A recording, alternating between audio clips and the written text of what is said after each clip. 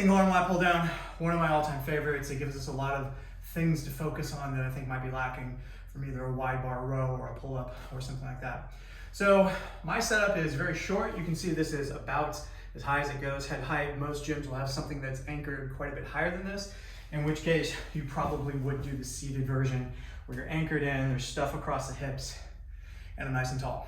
Okay, I'm obviously going to demo it here, but the point would be, we're taking all those same principles and trying to apply them to some different circumstances. So in my circumstances, I'm going to do a half kneel version, which I very much like in terms of just, well, first of all, having some resistance here, so I'm not just like flying up into this thing, but then also requires a little bit more core engagement, good stuff like that.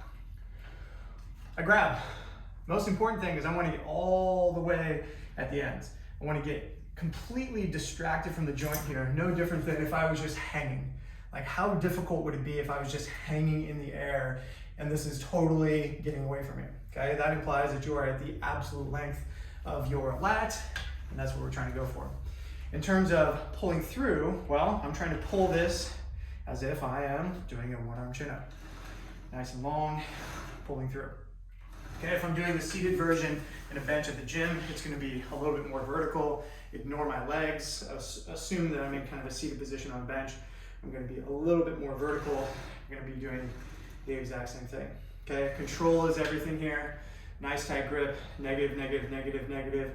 The reach up, pull down, hold, negative, negative, negative. Trying to use essentially as little weight as possible for the maximum amount of stimulus on this position. Great way to get some structural balance back into the equation, especially if you find that your right arm or your dominant arm or whatever it is doing all the work. Great for a stretch, and then great supplementary activity that requires essentially very little prep because everything is just kind of stacked here into the machine. If you find that you have imbalances from right to left, which is very common, or whatever your dominant, non-dominant side is, starting with your non-dominant side. So let's say my goal is 8 reps. I only get 5 before I start to really suffer on the range.